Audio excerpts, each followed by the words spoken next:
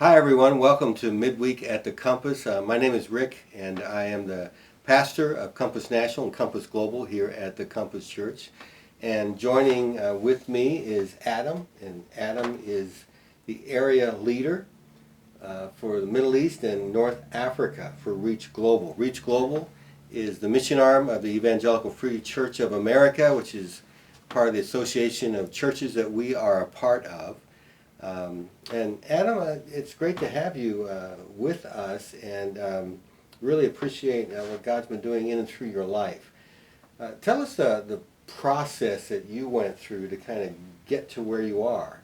God's been doing some work in your life and tugging at you in different ways. And I know sometimes people wonder, how does a missionary get from over here to over there, and what are the things that you've experienced through that, and at the point where you accepted Christ as your Savior and now are in this kind of ministry? Okay. Well, yeah. So I was raised in a Christian home, and I'm grateful for that. But I don't think I was walking with the Lord until much later. I wasn't reading the Bible. I wasn't going to church. Wasn't praying. I definitely believed in God, but kind of living on my own after high school and not doing much with my life, working in the back of the kitchen. And my parents decided to give me, kind of as a gift, a freshman year of college in Europe. And it sounded fun, and I ended up doing that, and I was discipled by an older Christian man while I was there.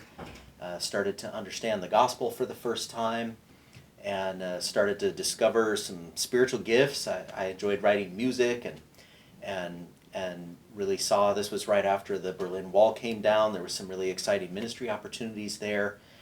So a lot of really powerful things happened during that time, and I just decided then that I really wanted to spend my life doing ministry. And so one thing led to another. We ended up planting a church in Northern California, and I was in California for about 15 years at an EFCA church in Auburn. And those were wonderful years, but my wife and I met back in 1994-95 in Israel.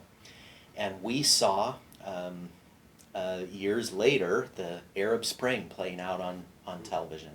And it was just very heartbreaking to watch people suffering like that. And Unpack that a little bit, what that is. well, I think there's a lot of prejudice in the United States toward the Middle East and toward Middle Easterners, but we had lived there, and they looked like real people to us that were hungry. They looked like, grandma and mom and dad and a bunch of kids walking from one place to another without knowing where they were going to sleep that night, and that kind of a thing was just very heartbreaking. And as a pastor, I had a really good associate at the time, and I took the week off once, and I was sitting in the church with the rest of the congregation, and he was preaching really well, and I was thinking, I'm not really needed here. This church would be totally fine if I left. And in fact, the church grew after I left. And so that took us some time to kind of think through. It was hard to walk away from that. The church was precious to us, and all of that. But yeah, over time, we were kind of convinced that we could go somewhere that most people didn't want to go, and we could try to make a difference there. And yeah, so that was kind of how things started and how we got recruited into the area. I had started an organization to train pastors that don't have access to seminary. So that was mostly how it started, is me approaching Reach Global to see if they wanted to use that curriculum and that process.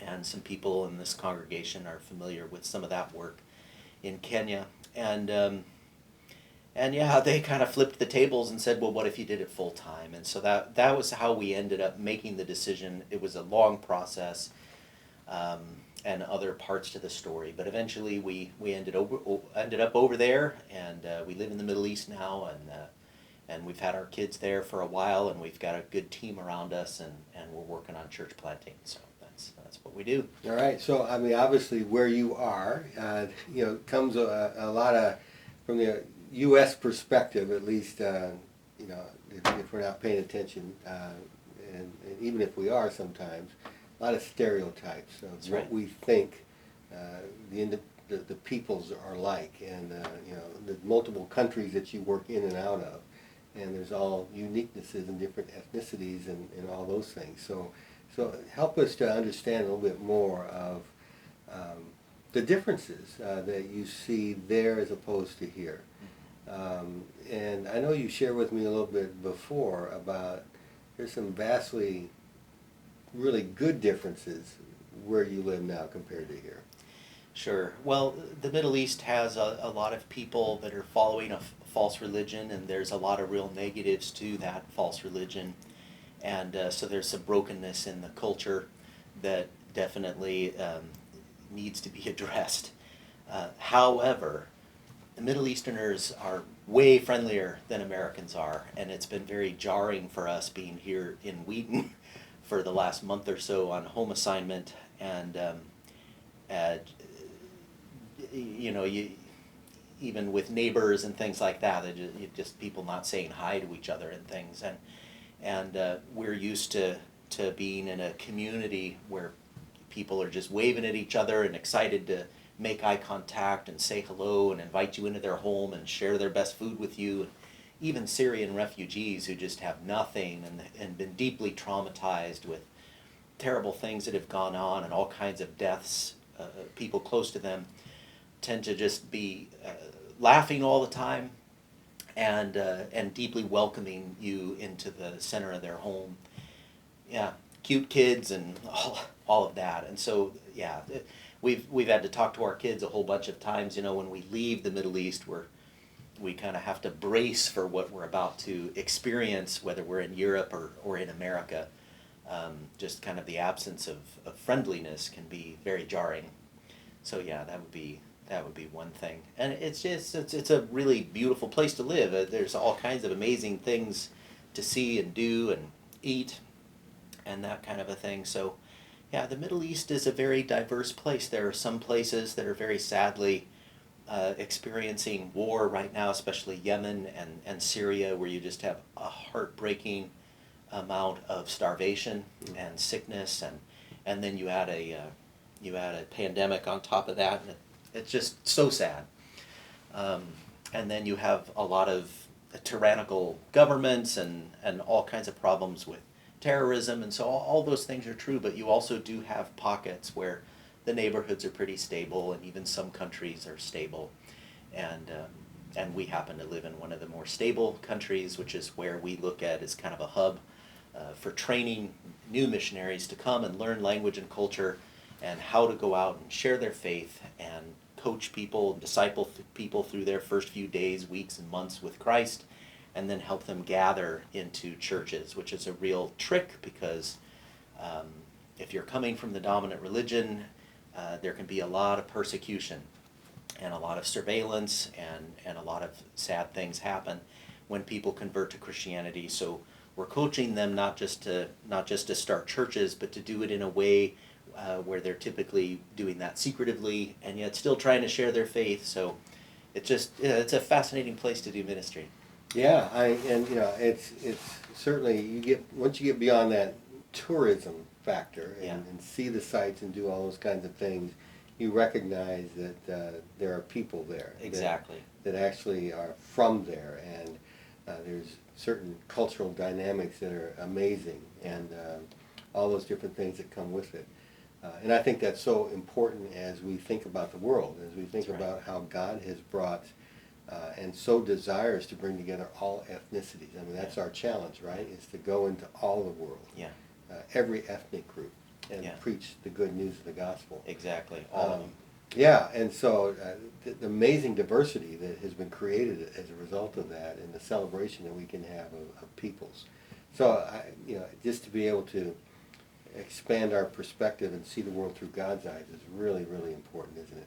Yeah, well, and what you said about, after the tourism or whatever, you realize there's people there. It reminds me of when President Trump decided that the American embassy should be moved to Jerusalem. You can debate that for or against. That's not what I'm talking about, but at least all of our neighbors didn't like that decision. And so we were worried, and the kids' school closed, and there was kind of a hunker down mentality to just kind of see if there'd be protesting. And the interesting thing was that my wife and I went out that day, and we went into a fruit market, and people went out of their way to make it really clear to us. I mean, we're obviously Americans. I don't look like anything other than kind of an American, and I can't hide that. And they went out of their way to make it really clear to us that we were welcome there and helping us and those kinds of things. Everybody knew exactly what was going on, and they it was as if they were communicating that we understand that you as an American are not necessarily a representative of your government. And I think maybe that happens in countries where people are not represented well by their governments, is they're able to make that difference. So they were able to treat us really well, even though maybe that night they were in the street protesting about the issue. So yeah, it's interesting. There's people wherever you go, and yeah.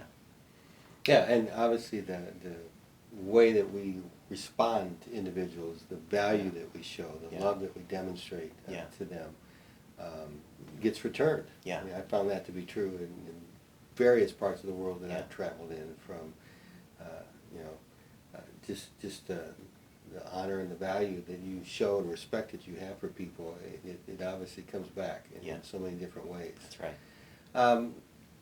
So what are some ways that you are looking to help advance the church? I mean, sometimes we don't always hear about, does the church even exist in these places? I mean, is there anything happening? Are there some God stories? Are there some movements of God that you can maybe share a little bit with us? Sure. Well, similar to the last question, the Middle East is a very diverse place. So there are places like Iran and Egypt where God is really doing amazing things, the kind of things that we haven't really seen in our country, just vast numbers of people coming to Christ. Now that doesn't get reported on the nightly news. It doesn't, but I mean it really is just a fact. It's a overwhelming thing to go to a worship service in Egypt, where not relying on sort of the production value of it, you just have noise of people with their hands in the air worshiping a glorious God. I mean, I can't even talk about it without getting a little emotional. It's really something when the Holy Spirit is doing something unusual among a people and then they gather. It's really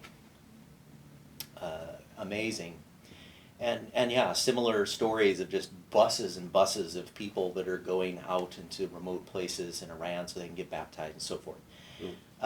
So there's neat things happening, there's beautiful things happening, but there are other places in the Middle East, the country where we live, where there isn't anything like that happening. And there are a lot of good people that are working hard on church planting. And after many years of work, they might have one or two people that they've seen come to faith.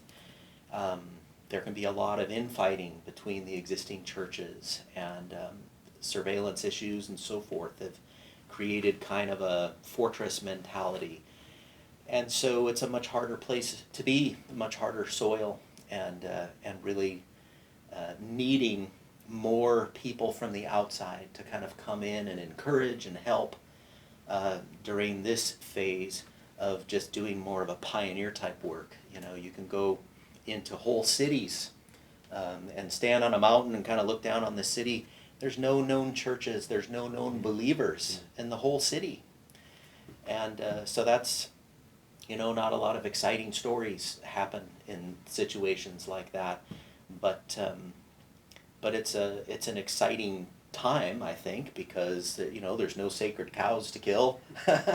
And so we could kind of try a whole bunch of different things, and we've got a team that loves the Lord and is constantly looking for opportunities to build relationships with people, tell Bible stories, and that kind of a thing. And we have found a lot of receptivity. So it's kind of like I say, the Middle East is just a diverse place. You can't just say, well, here's what the Middle Eastern church is like, or here's what church planting is like. It really is looking at different particular regions or cities or countries and trying to figure out realities there.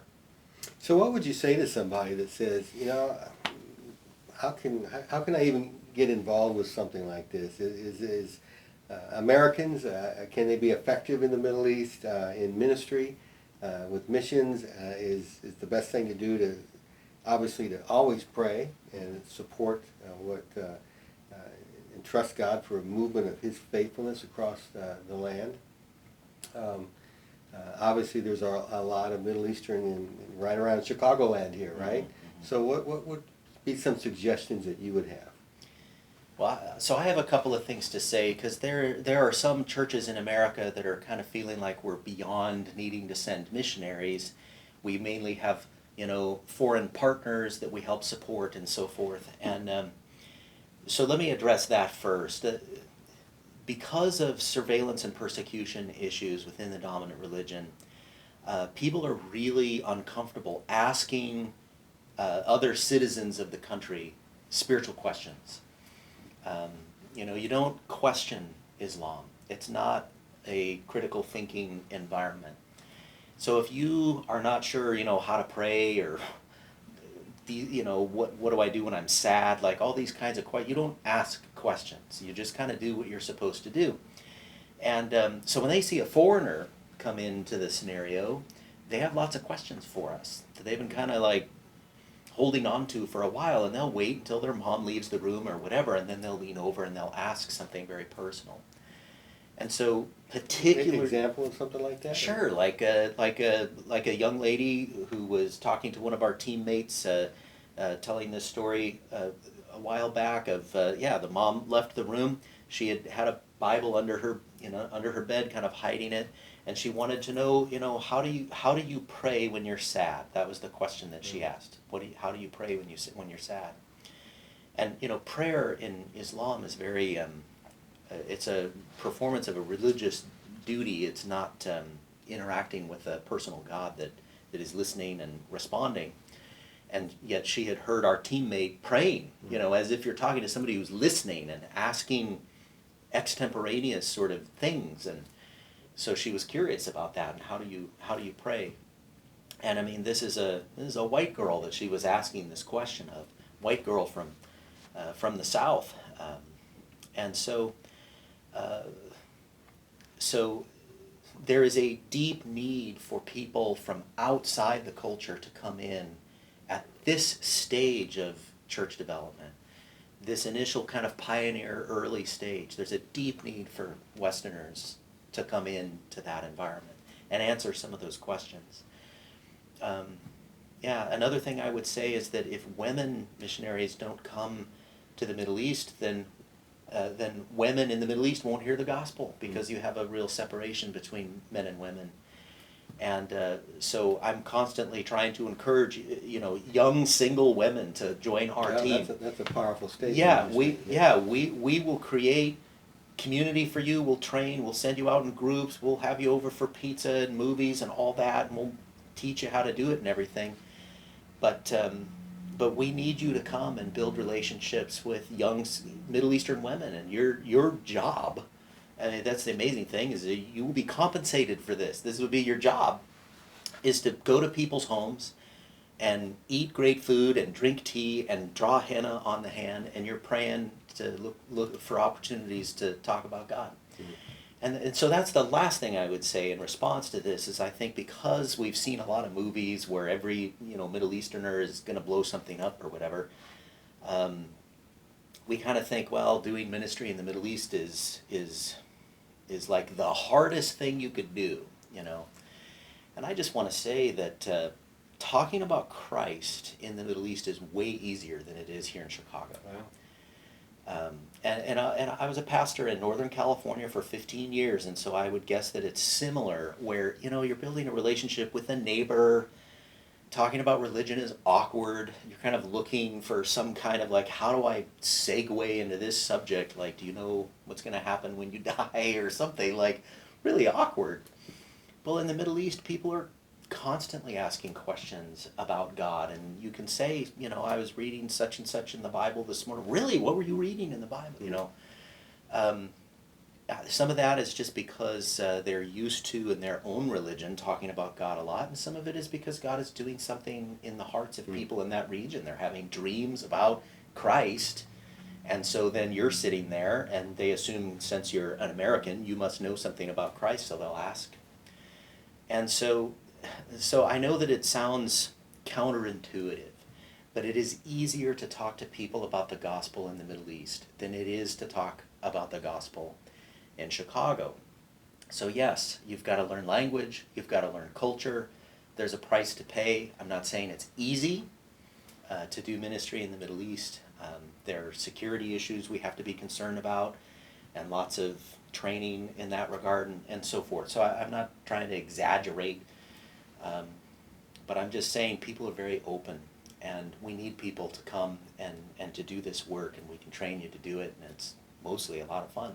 Yeah, so truly the harvest is plentiful, Yes. right? But the, Yeah. the workers are few. Exactly. So Adam, so appreciate you, appreciate our friendship Thank and you. our partnership, Yeah. and grateful that you can join us for that. We'll continue to keep you in our prayers, and we love to see what we might be able to continue to do in and through your ministry as we come together for advancement of the kingdom. Thank you. Thank you so much for joining us.